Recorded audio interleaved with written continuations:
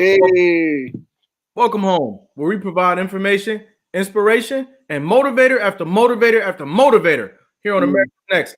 I have Lashawn Marston here with me today. How you doing, Lashawn? Yo, all good, man. How you doing? Peace. Thanks for having me. Absolutely. I'm doing absolutely great.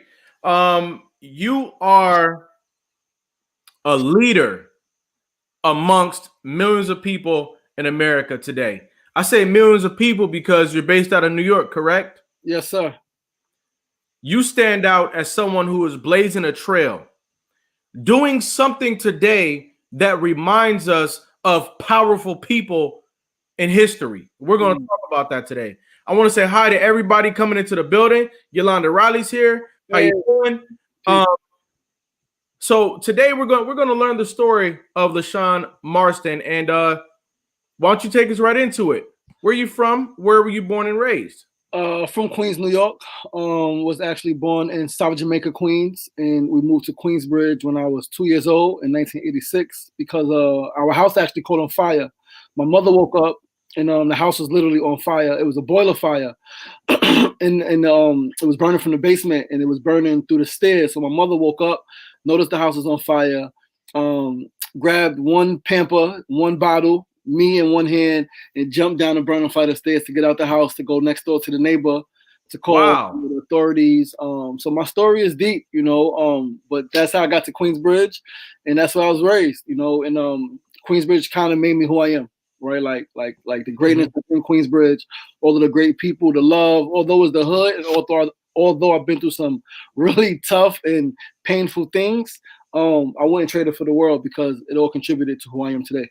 Absolutely. When you say a boiler fire and it was coming up through the stairs, Hmm. were you living in a house, an Yeah, apartment, or a a house, building? a house, private house. Okay. Yeah, private house in South Jamaica, Queens, right by 40 projects. Okay. Now, when you moved, what was it like for you growing up in Queens? Let's slow it down a little bit and paint the picture of what it was like for you growing up in Queens, New York. Oh man, it was ultimately it was beautiful. I live in Queensbridge. Queensbridge is the projects, right? The largest housing development in the world. And I'm grateful that I had two best friends live on the same floor as me. I lived 3C, one friend lived 3A, one friend lived 3E. We were the same age, we went to the same schools, some of us were in the same classes. And so it was real, like it was real family oriented at that time, early late 80s, early 90s. It was the best place in the world, playing manhunt, playing tag with my friends, my dad taking us out, going skiing and things like that. While in Queensbridge, I also spent a lot of time going back to South Jamaica, Queens, because after the fire, they fixed the house up. My grandfather kept the house, and so I spent time back and forth from Queensbridge to Jamaica, Queens. And then my Okay. dad had a separate house in Hollis, Queens. So I also went over there. So I was all throughout Queens, Mhm. getting the whole vibe. And I mean, it was great. Like, yeah, there was I remember going to school in Queensbridge, walking to school some mornings and seeing chalk outlines, right? Because somebody had got killed the night before. I remember seeing crack valves because people were selling drugs all night. So that What happened. years? What years were this when you were walking past outline chalk and crack valves? 90, 91, 92, 89, like Now, late. would this be like on your way to school? Yes, on my way to school. Yep, on my way to school. On my way to the train station, things like that with my family or with my friends. When you and your friends saw the chalk lines, and when you say chalk lines, you're talking about um the outline of what was it, a body laying on the set on the sidewalk. Yes, sir. What Yes. did your friends think when you saw that on the way to school?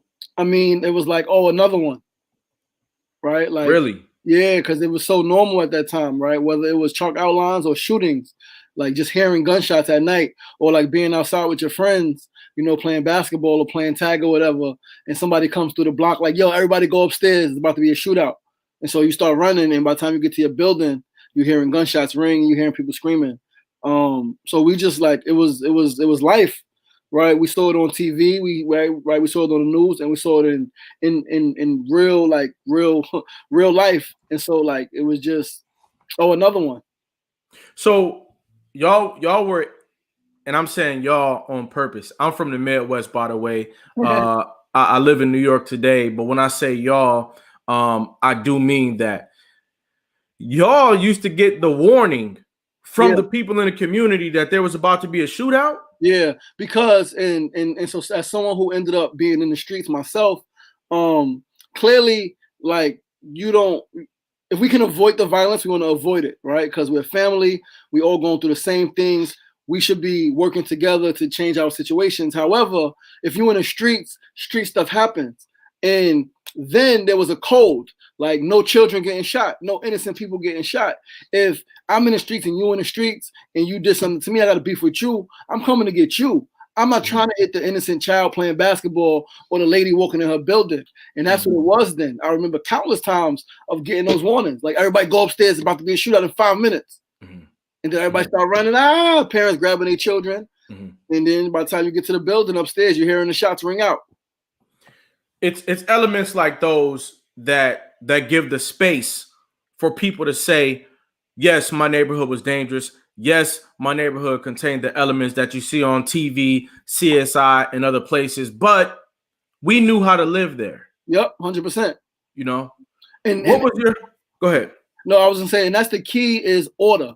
To everything, there must be order, right? Like, no matter what's going on, even in the street life, there at one point was order where you're not selling drugs around the school zone. You know what I mean? Like, you're not selling drugs to children. You know, we dress a certain way. We make sure that all elders or all people in the neighborhood have their basic needs met. That was the code of the streets at one point. And we lost that. And now it's recklessness where, like, people shooting recklessly, blindly, not even having a target, just want to shoot a gun. And now that's how we have so many innocent people being shot and killed who have nothing to do with anything. How were you and possibly your peers impacted by the Say No to Drugs campaign and the crack epidemic? We didn't even know about drugs really until they brought it to school, right? Wow. So we were impacted by, like, influence, right? So we're hearing, so growing up, we seeing people outside all day, right? We're not knowing really what they're doing, but we're seeing they're making money. Is, you know, is the crowds and they have cars and looking nice. We're not really knowing what they're doing.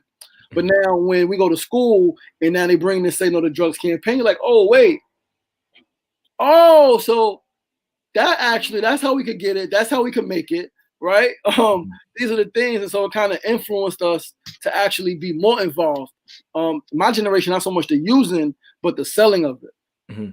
So what you're saying to me is that you might have seen somebody driving down the street regularly in a Saab, which is a foreign automobile with some nice, rims, and just think that that's the car that person drives. Yep.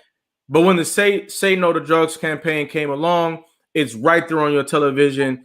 This guy's riding down your street in this foreign vehicle because he's selling drugs. And for many young people who possibly didn't have, positive conversations going on in their life about other stuff, they had a light bulb go off in their head about fortune, drugs, drugs, and they started to connect those dots. No, absolutely, 100%. And it definitely, like, made us, a lot of my generation, I'm 37, I'm 36, I'll be 37. But a lot of my generation, we didn't turn to heavy drugs. So it did make us stay away, right? And actually, I would be honest, it wasn't even a campaign that made us stay away. It was what we saw in the neighborhood. It was the impact that we saw drugs have. Because the campaign that came to schools and that was on TVs, at a certain point, we knew it was acting. We knew it wasn't real. We knew they were trying to shock us into something. And so it was just like, oh, here they go again. Would you say that people in your immediate family were impacted by drugs? What do you mean? What's the question exactly? Well, did you have uncles or cousins or aunties who were strung out on crack? Yeah, absolutely. I think one of my cousins got strung out on crack and became homeless. One of my older sisters, actually, who passed back in 2016, she was on drugs for a while. She was selling drugs and using them heavily. But then she got clean. She was clean for like 16, 17 years before she passed. But yeah, no, absolutely. Even one of my older brothers, who actually passed in 2018 after doing 26 years in prison, he recalls he went to prison for bank robberies. And he recalls a lot of crimes that he did because he was high on dope. Wow. Not crack. His era was before crack, but high on heroin, and he decided to like go do crazy things. But yeah, no, definitely my family. In many ways, one of my uncles on my mom's side, he was also on drugs for a while. It definitely had a negative impact in my family. A few minutes ago, you mentioned the code, that there were certain rules that weren't broken. And what I want to get into today is that code a little bit, as much as we can. Yes, sir. Because I think that there were some contaminants in that code. There were some poisons in that code. The code of, we're going to sell drugs. We're going to poison one another, but we're going to avoid women and children. My thought is, what type of code is that? It's the code of survival. It's the code of survival when there's no economic growth opportunities in your neighborhood, right? And it's been shown to you by media, right? By the government, that you can sell these drugs, you can embrace this lifestyle, and you can take care of your family, right? It wasn't like no one forced people to use drugs, right? No one took a gun and said, here, smoke this crack. People wanted to use drugs in supply and demand, right? And so we say it's poison. Clearly, yes, it's detrimental, absolutely. However, as someone doing it in the mode of survival is not, as I'm providing a need, which is what America teaches us. That's capitalism, right? Somebody needs something, you figure out how to provide it to them by any means. Right? And so, yeah, right? But the same way we look at somebody selling drugs on the streets as poison, going to the pharmacy is also poison. But we don't say that. And it's the same, it has to be the same messaging across the board if we're going to keep it real. Right? So not advocating for the drug selling at all. It is absolutely horrible. However, as someone who is in that lifestyle, who's in the hood, right, whose parents may have not been around, who may for whatever reason not finish school or not be educated to a certain point where they feel confident and comfortable enough to apply for jobs, right, with people who they don't know, who may ridicule them, who look different than them. That's survival. That's everyday life. Like, I'm gonna take care of my children, my brothers, my sisters. And you know what? I'm gonna pay my mother's rent with this drug money. So at the same time that we see a lot of money can be made from this, right? Let's just say that in an alternate universe, the influx of drugs was like a gold mine, right? In an alternate universe. At what point do we say, I'm getting money, but people are dying in the streets? And I've believed in having a conscience. My mother raised me to have a conscience. My grandmother, my grandfather, I look back on history. My people have had integrity. My people have had soul. So when I'm in the third grade and I'm sitting in music class and I'm watching the Temptations, I'm sad when a brother goes off and hurts himself. When I'm in choir and I'm watching the 5 heartbeats for research purposes, and I'm deep in the soprano and the tenor and an alto, and one of the key members of the band loses his life to drugs, it saddens me. And the reason why it saddens me is because I have a conscience. And so at what point do we say, yes, I'm making $1 million, but this is hurting my conscience? And so when I ask about the code, I'm asking, are we whispering to one another, hey, you can get ahead, just ignore your conscience? Does that make sense? I hear you. So conscience is so in Taoism, right? In ancient Taoism, in warriorship particularly, is a saying is like, one man's right is another man's wrong. One man's morality is another man's immorality. So what you may consider having a conscience, growing up where you grew up with your type of family, right? Someone else conscious who grew up in the projects, right, with not the same family structure. Like, my conscience is to eat. My conscience is to survive. My conscience is, because they taught us, be all that you can be. And all that I see and all that I have the outlet to is this. Example, I, at a very young age, knew that I wanted to write stories, write movies, speak publicly.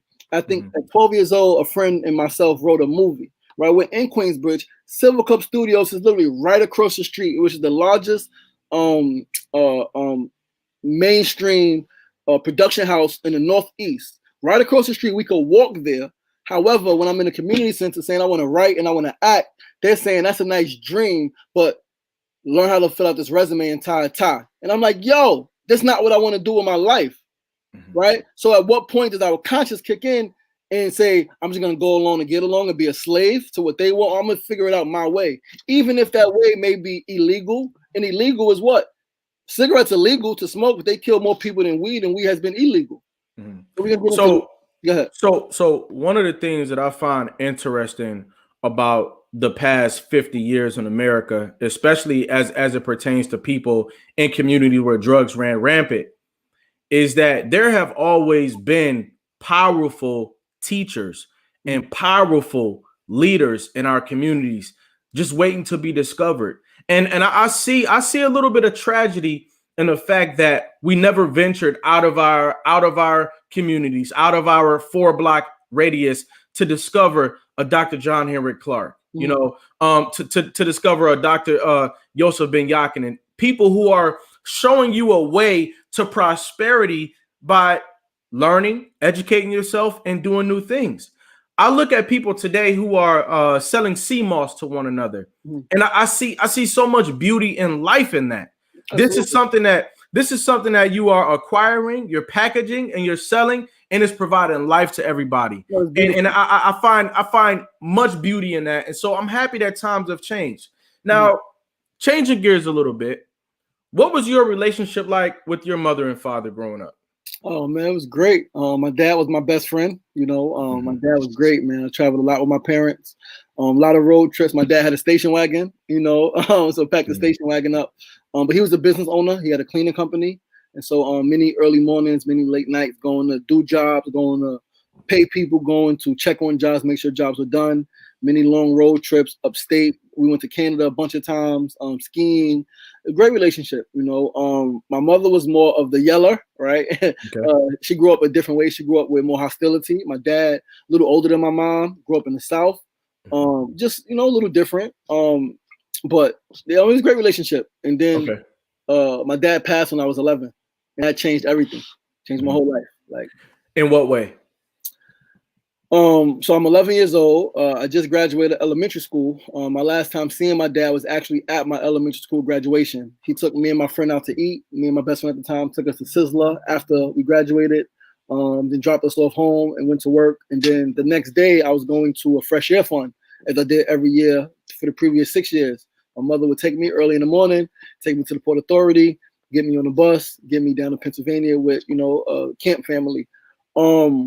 And they brought me back early, like a couple of weeks early. And my mother sat me down and said, you know, your father loved you, right? And I knew instantly, like, what is, like, because I knew ED, right? Like, I was big on language arts. I knew ED meant past tense. So instantly, like, what do you mean? My father, what happened to daddy? And so now I get that news. Now I'm going into junior high school. My body's changing. I'm 11, right? I'm going through puberty. A lot is happening. Now I'm in school with a lot older children, you know, youth rather. And I just had a bunch of, coupled with seeing the murders, right? Hearing the gunshots, seeing the chalk outlines, coupled with all of that, with the stuff still going on in the media, Rodney King, I was angry. I was extremely angry. And I kind of lost that zest for life, that natural zest for life that I had as a kid of dreaming real big, being real happy. Wow. Now my face was scrunched up like this all the time. I was angry. I was sad. So you're telling me that when you lost your father, along with everything else that was happening in your world at the time, your life and your attitude changed in an instant. Absolutely. You right now, you resemble so many millions of young people in America. So many people look like you in this moment right here. Drugs and violence, media, police brutality, all these things, and love, all these things are happening. And then you lose your father. And then you morph into somebody that you might not have become. 100%. So now this is a critical part right here where you take us to the victory land. Because today, as we'll discover in the second half of this show, You're not this same young man that you were when your father passed away. We'll save that for later, though, because right now you're upset. I was upset when I thought that I was going to have a relationship with my father and find out that I never would. I was upset too. I went into a rebellious phase too. And so now talk to us about what you did next. Oh man. Wait, you talking about during my rebellious stage, or yeah, after your father passed? Oh the man, atmosphere is nebulous. Go ahead. I fought a lot. So the thing was this: I was already angry, right? I'm gonna say that I was already fighting a lot because of the stuff that was going on in the neighborhood, right? The stuff that, although my dad was my best friend, certain things he could not answer of why we're killing each other, right? He would give an answer that it just didn't make sense to me. I was like, it has to be deeper than just people not liking each other. It has to go deeper than just somebody being crazy. It has to be deeper than that. So I was already angry, but when he passed, I got more sensitive. I became a lot more emotional because I wanted to talk about my dad. Again, he was my best friend.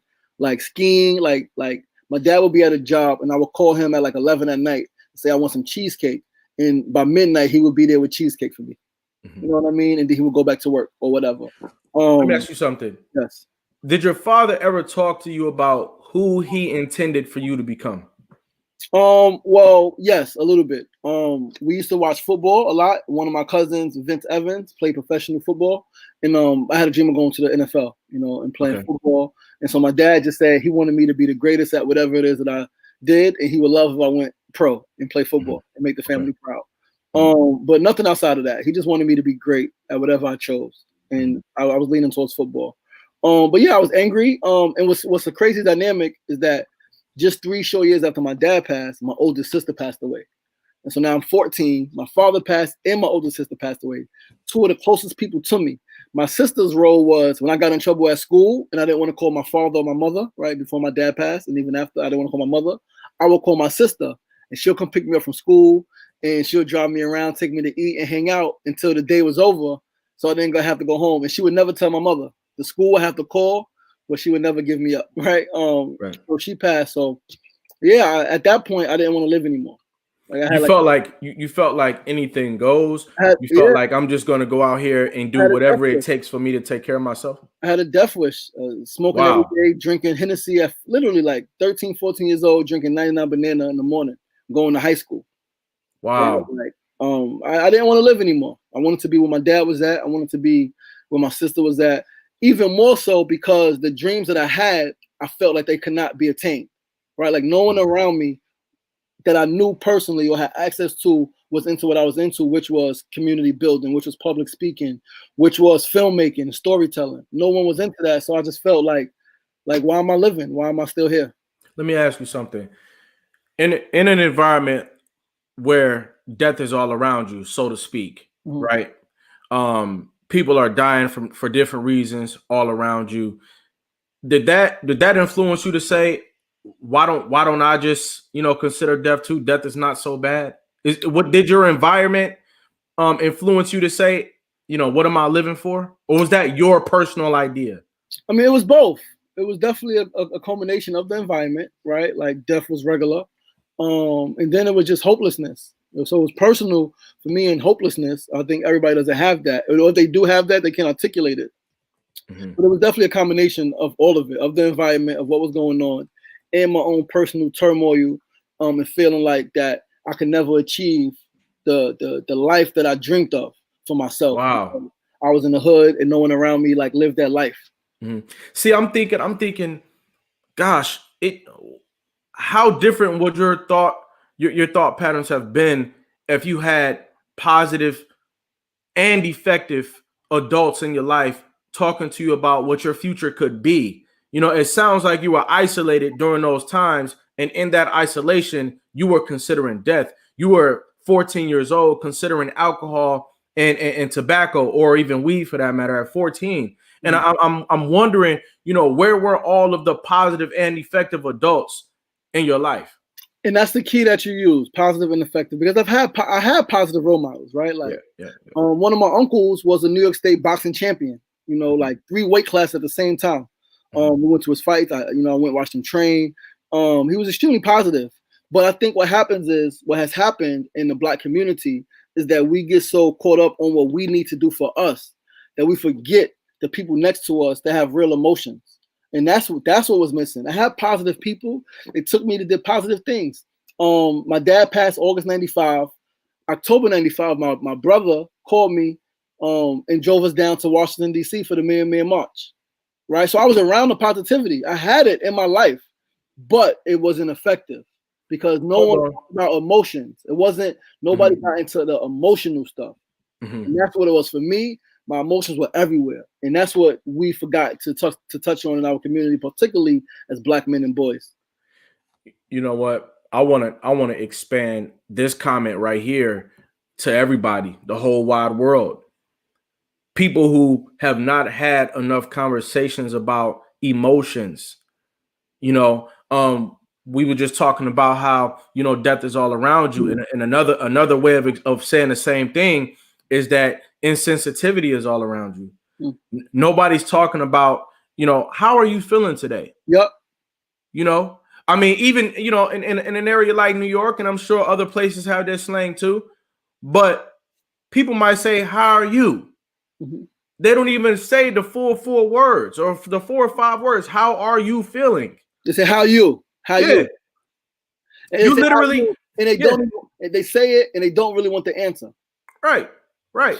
And so you uncover something really huge there when you talk about, you know, the way that we don't engage in conversations about your emotional health, you know, which obviously leads to your mental health, which obviously leads to your actions in the community. And we're almost like in a dog eat dog trap where, like you said, I'm doing for me and I'm not concerned about what we're doing for us because I'm doing for me. That's a very insensitive perspective to have. And our code needs to become absolutely including the emotional health of everybody involved. 100%. Now, you attended the Million Man March. What was that like? What did you see? And what was planted for you subliminally? So I mean, that was one of the most powerful days of my life. Like, number one, that was the first thing, that was my first memory with that particular brother. You know, well, I remember seeing him at our dad's funeral. I don't remember him too much before that. But I remember seeing him at my dad's funeral, asking him like, yo, who are you? Right? Him reintroducing himself. I'm your older brother, such and such. And then the next memory was the Million Man March. And to me, like that kind of made my brother a hero to me. Even though afterwards we had tons of strife, him having the will and the desire to call his little brother who just lost his father to say, hey, let's go down here and be around all these Black people. That was powerful. And it was amazing, like just seeing what's possible, you know, us coming together. I remember the good vibes. I remember the music. I remember the powerful speeches. I remember the crying, you know. But what it also did was, because when I came back to Queensbridge and we were still killing each other, right, and stuff was still happening, it made me realize that that's not enough. The marches, the talking is not enough, particularly if it's not done in the hood. Like in the hood, like you gotta be where it's happening at. It's great to travel and have experiences, but the main work gotta be where it happens at. And so it inspired me. It definitely pushed me forward as I got older. And it made me realize like it's so much more work to do. Ladies and gentlemen, we're talking to Lashawn Marston. He goes by the name Sugar Ray. Who gave you the name Sugar Ray? Why do you choose that? Oh man. So Sugar Ray Robinson was my favorite fighter. Right, my uncle, like I said, he boxed. So I watched a lot of old boxing tapes. Joe Louis, Rocky Marciano, Jack Dempsey. I watched all those guys, the old tapes. Ray Robinson was by far my favorite fighter. Won his first 100 fights. So I fought a lot also. So it was that. The character in Donald Goines' book was Sugar Ray, and he was like a ladies' man. So one of my friends, you know, when I was younger, I talked to a lot of girls, and one of my friends called me SugarRay from the Donald Goines book. So it was a combination of that. But I didn't like it initially. Like, they call me Sugar, and I was like, I'm a man. Don't call me no damn Sugar, right? But something strange happened actually. Real quick, I went to prison. When I was in prison, a childhood friend was also in the same facility, and he called me across the yard like Sugar, and I was like, yo. So that's when it started to stick. Like, okay, I'm not Ray Ray no more. So then when I came home, and I changed my life. My life is different. I'm not the same kid anymore. I need a new identity. I'm the same person, but I need people to see me different, right? And the name is the easiest way for people to address you differently.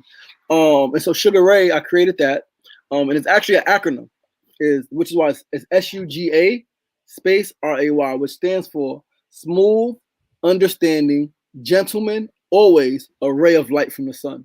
So Sugar Ray is actually a depiction of who I am. My life's mission is to bring light and to bring life wherever I'm at, just as the rays of the sun do.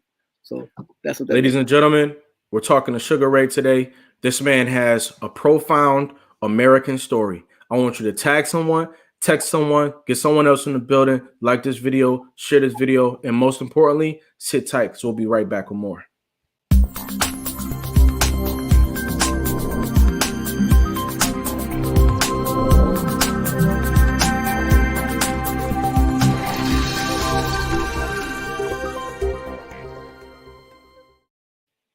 America's Next Motivator, Monday, Wednesday, and Friday at 5 p.m. Eastern, Tuesday and Thursday at 10 a.m. Eastern. America's Next Motivator, hosted by me, Cedric Riley, and sponsored by the Pride Empowerment Network.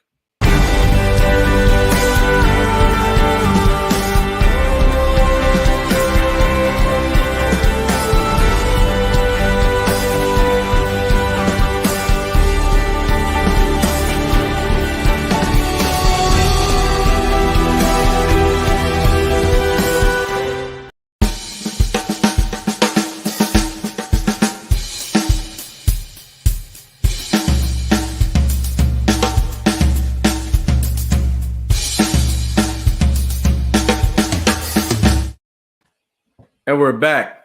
Lashawn, how you feeling out there? I'm good, man. I'm happy to be here. This is great, man. Appreciate you. Yeah. Now, you said that you spent some time incarcerated and that really changed your life. Talk about that. Well, I mean, two things it did. Being incarcerated helped me remember my gift of writing and storytelling. Before going to prison, I hadn't written consistently in a long time. I would write little like poems and notes to like girls, but I wasn't serious. It wasn't consistent. I lost the dream and desire to actually write. I was in the streets. I didn't want to live. But going to prison, when the phone is not as accessible, right, and you're not with your loved ones, you got to write letters, right? And so it made me remember my love and my gift in writing. Also, it helped me realize that even the toughest people, no matter how tough or big someone is, they're all receptive to love. In prison, some guys who were there with teardrops on their eyes, right, who were there for murder, would ask me to write poems for their girlfriends or their daughters or their moms or their friends. Like, can you help me write a poem? I got thoughts, but I don't really know how to write that well. I can't spell, my handwriting messed up or whatever. And I would help them. So it made me realize that. And it was in prison that I realized that it was a setup, right? Like that me being incarcerated, the whole street life, that was a setup, because there were 3,000 young black Hispanic men in Green Correctional Facility who are different ages, right? Between 16 and 25, different ages, different experiences, different backgrounds, different parts of New York, different parts of the country who happen to be in New York, different ambitions, different skill sets. How do we all end up here? At this age, in our warrior age, how do we all get caught up and become susceptible to a lifestyle or to actions that led us to being in prison? And that's when I realized it was a setup. And I committed myself to like never going back. Mm-hmm. So you realized that you had been participating in a grand design. Absolutely. And that the best way to move forward within the grand scheme of things was to change your behavior. Yep. What would you say to a young man out there right now? He might be a powerful writer just like you, but he's on the streets. He's following the code. He's selling drugs and he's knocking people over. What would you say to him right now? First thing I'm going to say, love yourself. Love yourself. Love yourself, young brother. Love yourself. Know yourself. Study yourself. Don't be afraid to be different. Don't be afraid to stand out. Don't be afraid to lose, to fail, right? Don't be afraid to look stupid. Don't be afraid to be ridiculed. Know that gift, that dream, that vision that you have inside of you is from a higher power, right? And is meant for you to manifest, and you can do it. You know, you can do it. Be strong and like trust the process and be patient with yourself. So even if you do, young brother, like fall, and even if you do trip and go down the wrong street a couple of times, like be patient with yourself, you know, and get back on track. Like keep striving to stay on track, even when you fall. Along your journey, how many people did you meet who told you that they were in foster care or that they were impacted by foster care? Oh man, too many. Wow. Wow. Did it seem like that went along with the lifestyle? Is that, by the way, I was in foster care a lot of the times? Yeah, 100%. Is like too many people didn't have a home, right? Didn't have an actual family to call their own. They were from this home to that group home and that foster care, and constantly running away, constantly like you know that they're gone, and then they pop back up in the hood. Like, yo, how you get back over here? Right? We teenagers like, oh snap, I ain't seen you in a minute. They're like, yeah, I left that home, man, and it's like, wow, you know, yeah, too many. I feel we have a huge challenge in communities like ours. I'm originally from the inner city of Cleveland, Ohio. I've been in different places around the country, and so I understand what it's like to grow up in the hood or to live a middle class lifestyle. And I understand that the dilemma, one of the biggest dilemmas we face, is that so many people have come to love being heartless. They see value in it. They see value in living heartless. You find value in like, oh, I have nothing to lose, right? And when you turn the corner and you become this helpful person and this loving person, you come into the mentality of, well, why should I become heartful when I'm doing such a good job surviving being heartless? So can you speak to that dilemma right now? Yeah, I mean, so the heart is heavy, right? The heart is heavy, and when it's filled with love, it's even heavier. And it takes a strong person to carry the weight of love, right? Because true love encompasses all people, even the ones who hurt you, right? And so to get rid of your heart is to say, I can't deal with that pain anymore, right? I can't deal with rejection anymore. I can't deal with disappointment anymore. I'm so hurt. So the people who parade around as heartless are actually the ones who need the most love. They have no heart, right? Like they're comfortable harming others. They're comfortable being a savage. And I mean, it's propaganda that got us that way, right? It's definitely propaganda. It's our experience that has been heightened, right? Hypered by propaganda saying that, oh, be all you can be and all you need is you and you don't need no new friends and all of that stuff. And it's like, nah, be open, you know. So I mean, that heartless culture has definitely been a detriment to so many people individually, and clearly it's been a detriment to our community because of our heartlessness is the reason why we're able to harm each other the way we are.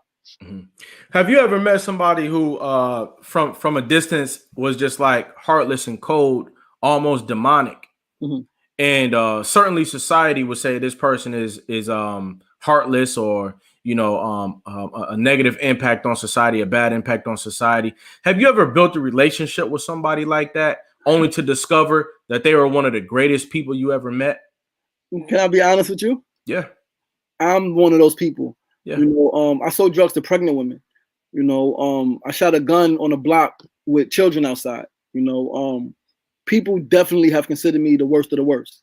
However, even during that time, I had this heart and this love, but I was just pained. I was heartbroken. I was depressed, right? So I wanted these things, right? And I have this, but I'm like, F it. So I'm just out here living this lifestyle. And what made me say I'm one of those people is because a couple of years ago, maybe like 7, 8 years ago now, I picked my niece up in Manhattan and we were going back to Queensbridge. We were on the train. Well, we got off the train, going up the escalator.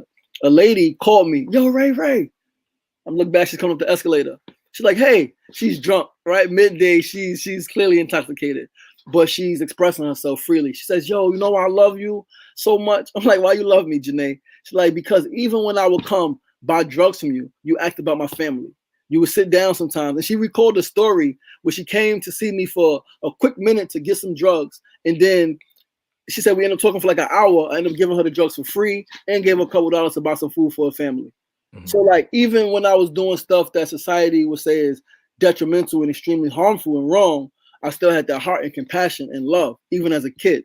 And then once I realized, and the setup, and I got more confidence in being who I am, who I want to be, and learned a couple of things, it was like, okay, I don't got to be that anymore. I can just embrace this fully. So when you discovered yourself, that's when you were able to separate from the life of drug dealing and pretty much hurting people. When you discovered yourself. Absolutely. When I discovered who I am and started to build a relationship with myself. It stands to reason that a lot of people, because I like to uncover keys in these types of conversations. I like people to be able to listen for value and then apply that value to their lives. It sounds like what you're saying is that young people out there today who are selling drugs and harming other people, there's a potential that they don't know themselves. And that is the same thing as being heartless. And that is what they are giving off to other people. And when you get to know yourself, that is the transition that allows you to separate from selling drugs, from hurting people. As you know, a lot of people look for the key to helping young people. And it sounds like you just gave us the key. The key is young people are upset because they don't know themselves, which means that by and large, there is an identity crisis. And once you solve the identity crisis and people can see the beauty, the righteousness, the power, the regalia that exists within them, then they see why they shouldn't do things that are beneath them anymore. Does that make sense? 100% is once you realize you're a king, then you no longer behave like a peasant, right? Like a slave. You're like, yo, I'm kingly. Even if I don't have the stuff that a king is supposed to have, I am a king inside, and now it's my responsibility and obligation to manifest those things, right? To manifest whether it's, dressing nicely. If I don't have a wardrobe, I need to just, whatever I got, make it the best until I can get more of whatever it is that I want to feel more like I'm here. So yeah, now you hit it spot on, brother. How were you able to separate yourself from those old habits? Again, one thing I'm grateful for is that although I did things that a lot of friends did and my older siblings did, I was always I was never really a follower, right? Like meaning that even though I did things that I saw other people do, it was based on my own merit. It wasn't like someone was saying, hey, Ray, let's come do this. And I was like, all right, come on. It was always me, mainly by myself, or I was the one saying, hey, come on, let's do this. And so once I decided to change my lifestyle and go on a different path, it was easy. I didn't worry about, I wasn't worried about ridicule or people talking about me or laughing at me. It was like, I don't want to do that no more, right? I got greatness inside of me, and I'm tired of risking my life and my freedom, and I want to manifest all that I can. Wow. That's phenomenal. Talk about the work that you're doing today. What are you doing today? What are the activities that you are involved in, and what agenda are you pushing forward today? Oh man, I'm pushing forward an agenda to transform America, right? All of us here who are Americans, we're all tired of the talk for reform, right? Right now, if you reform your room, if you just move this, thing over here to the other side, and you move the laptop over here, and you move, it's the same exact thing. It just looks a little different. We don't need that. We need transformation. Sometimes you got to knock the wall out. Sometimes you got to add some steps. You got to transform it. And so all of us, everyone who I've spoken to, everyone who I've seen on social media, everyone that I hear just in the wind is we need to do better. We need to change all of these systems, the economic system, the education system, the criminal justice system, the housing system, the healthcare system, the art and entertainment industry.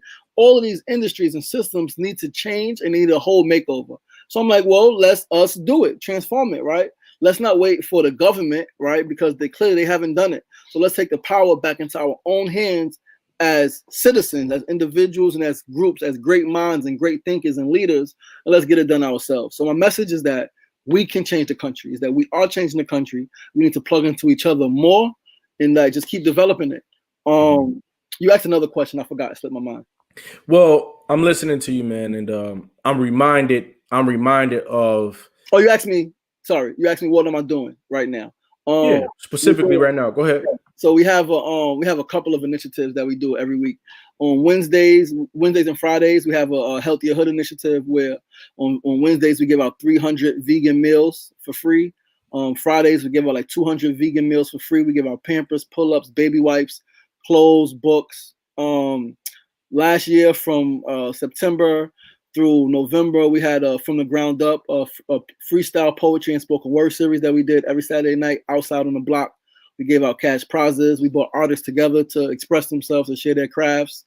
We started a community garden in the neighborhood to beautify the neighborhood, to get people back into the act of gardening, of agriculture, of getting close to the soil and to the environment.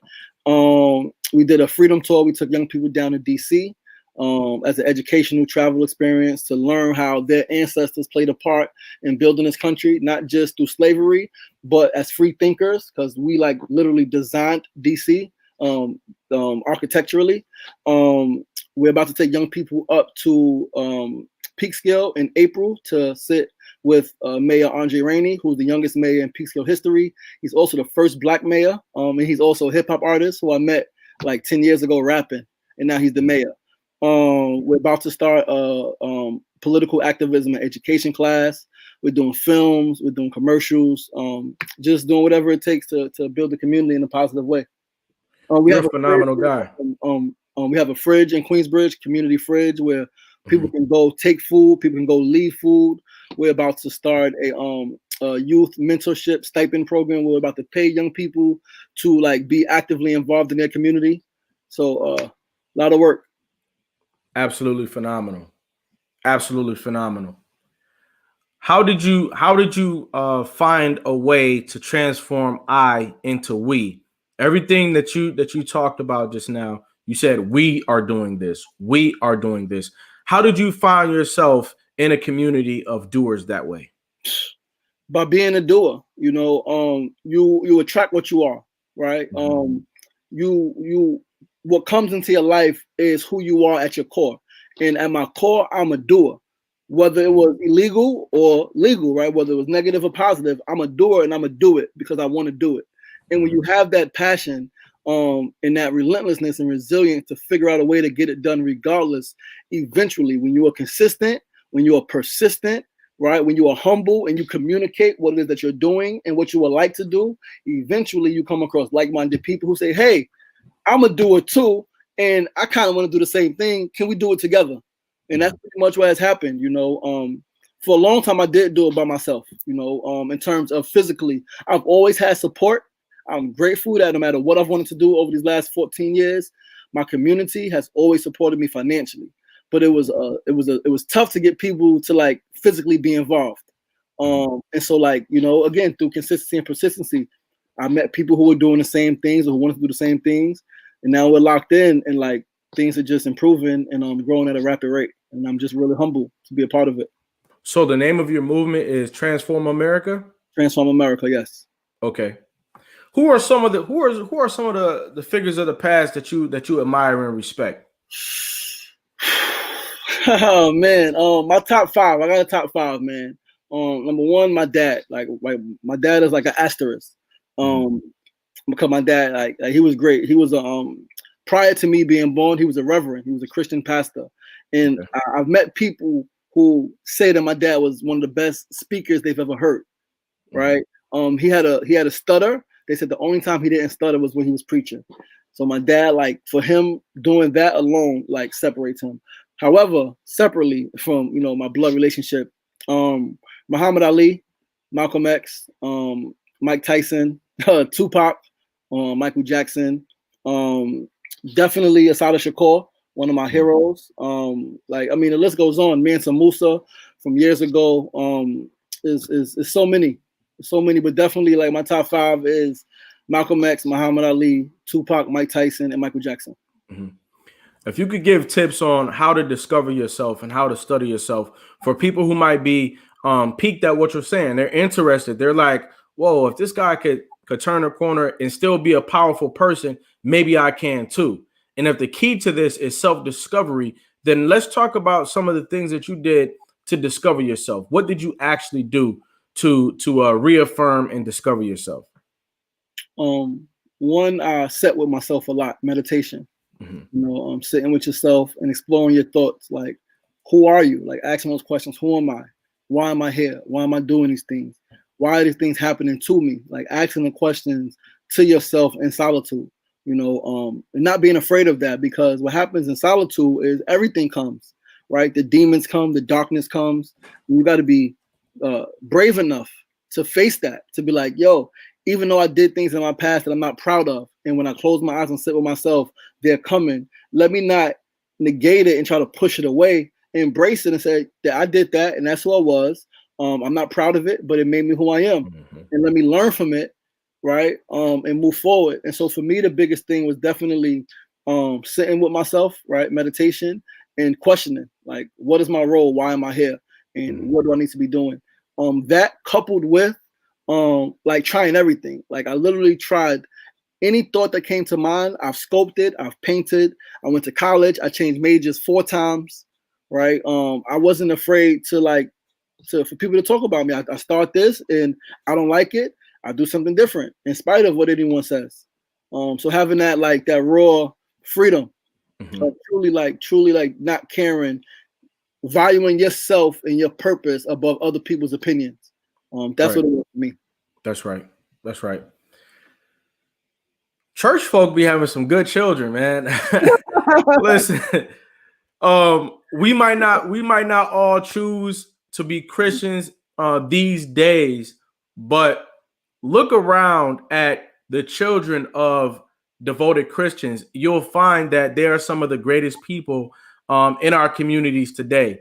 And so I just want to put that out there. You know, the praying father, the praying mother, the praying grandmother, the praying grandfather, all of those things count when you look at what people are doing today. Just want to put that out there. Nah, it's right. But you know what's funny is that my dad actually didn't give me Christianity. Like, my older siblings got it, but I didn't get religion at all. Mm-hmm. You know, occasionally, like when I went to my aunt house in Long Island, I would go, but it wasn't forced upon me. I don't remember. I didn't do Bible study. I did none of that stuff. Right. Because by the time I was born, my dad was focused more on the business and creating job opportunities for people as opposed to preaching. And so it's funny because it's a question that I always ask, is that what was it inside of my dad that, because all of my other siblings got it. Like, I heard the stories of them. I heard the stories, but I didn't, for whatever reason. And I'm you know, grateful. I get it. So for me, it's the spiritual practices of saying phenomenally positive things to one another, which is what people do in church. They say some of the most positive things that one could imagine to one another.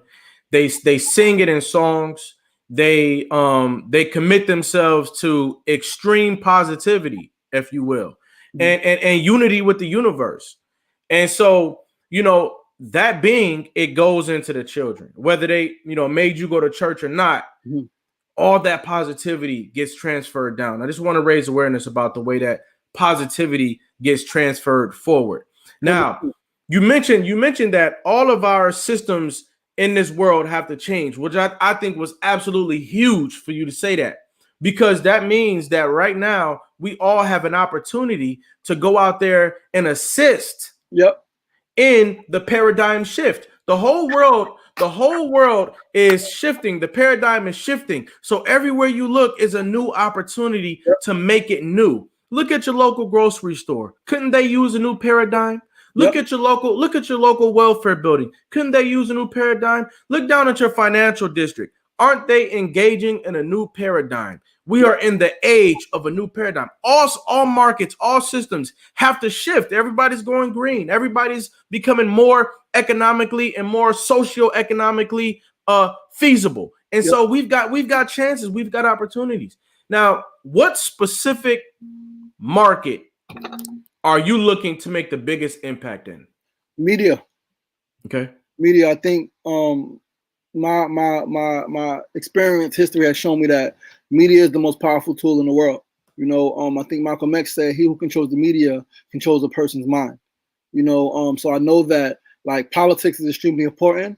Law is extremely important, but all of it is predicated and propagated by media, by the narrative that's created around all of the systems. The systems That's are right. jacked up because of the media that's created around it. People right. are unhealthy and they've ate unhealthy food for so long because the media propaganda told them that this food was healthy.